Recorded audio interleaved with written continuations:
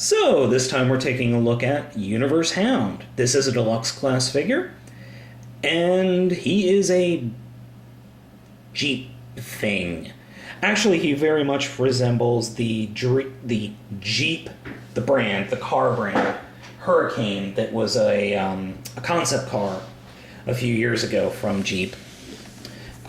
In this mode, he's green. Little Autobot symbol there.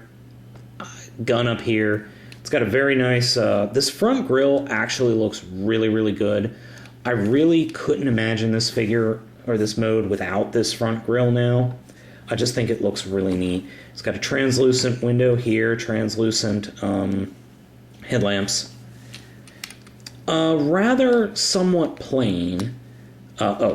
Ravage. I should mention about Ravage. Is in cassette mode, and he is actually attached through the holes to two pegs that fold into the back of the figure in this mode. Vehicle mode is a little plain. It's a Jeep. I mean, what else can I say? The interior is really cool. It does have a steering wheel. It doesn't work, though, and instrument paneling and detailed seats. I like this. It's small, it's compact, it's a Jeep, it looks cool. My only real gripe in this mode are the front wheels. They independently wiggle, but that's due to a necessity in the transformation and the robot mode. There's nothing you can really do about that. I'm sure some figures are tighter than others, but mine is rather loose. So, let's go ahead and put him off to the side for right now. Take a look at Ravage. Doesn't totally look like a cassette tape, and most kids today don't know what the hell a cassette tape is. So, oh well.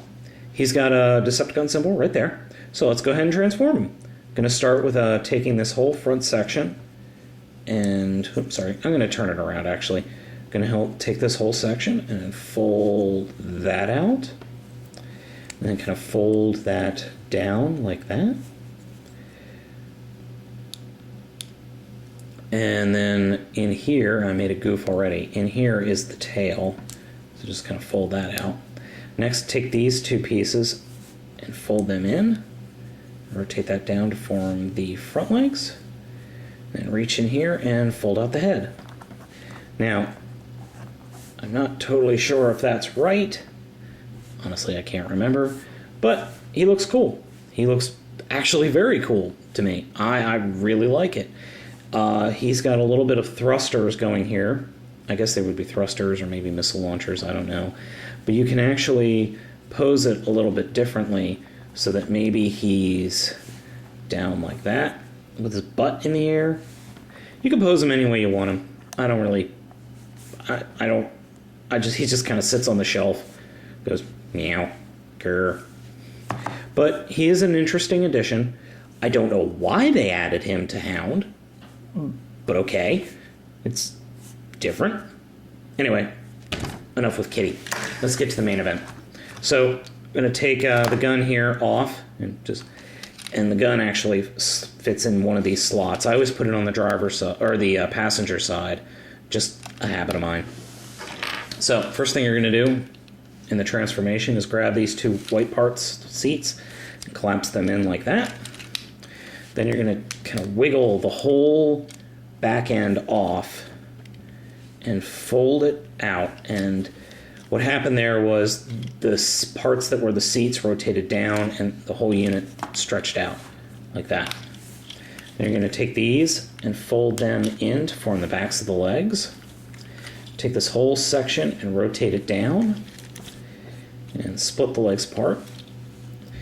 Now there is articulation here in his feet for some really dynamic poses you can get, but we'll get to that later. Next part, you see this little tab thing right here? Fold this all the way down. Let me show that to you again. It was up like that. Fold it all the way down. And then is the hands. Let me zoom out a little bit. Rotate up. Just fold those down like that. I like to do that first so I can get my thumbs in here and take the wheels, kind of pop them and straighten them out. And then here you can rotate the arms all the way around like that.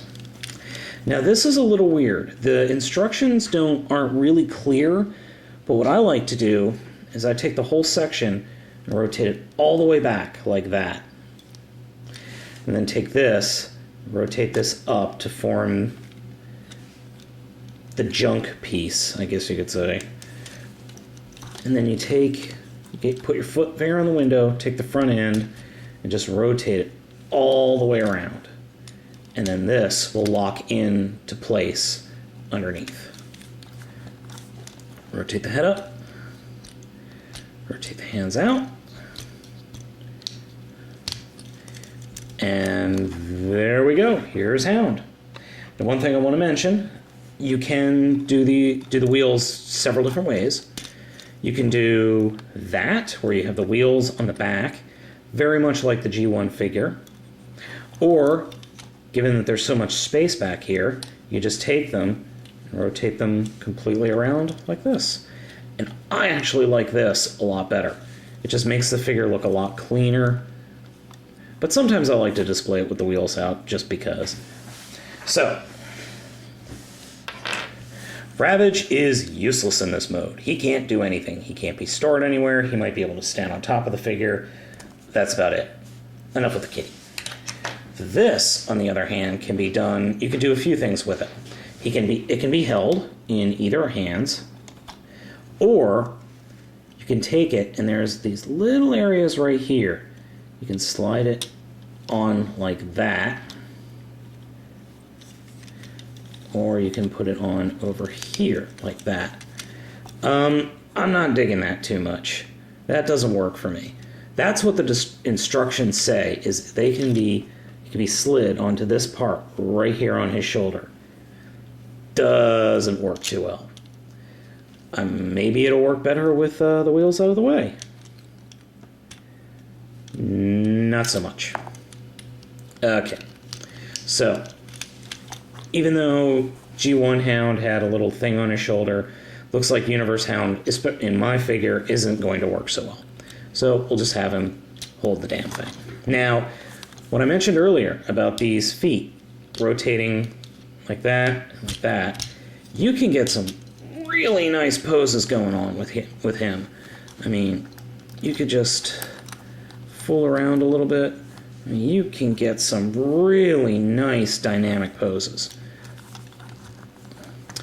My figure is a little bit loose on the legs there. I mean, just a little bit, but it's forgivable. You can deal with it. Let's just put it that way. It's not that hard to deal with. It doesn't matter all that much. I am really happy I got this figure. I'm really impressed with the figure. The Ravage is a nice little touch that wasn't necessary in the least bit. This figure is fine on its own. Why they put it in, I still don't know. And it wasn't even Hound that caught Ravage in the original 3 episodes of the G1. It was Prowl and Jazz firing this weird... They each fired a half of a net out of their arms. At least I think it was Prowl and Jazz. Maybe it was Blue Streak and Jazz. I could be wrong. It's been a while since I've seen G1. Anyway, I would suggest getting this figure if you can. If you see it, he is worth getting. He is a lot of fun, and he looks great in both modes. So, this one's a keeper.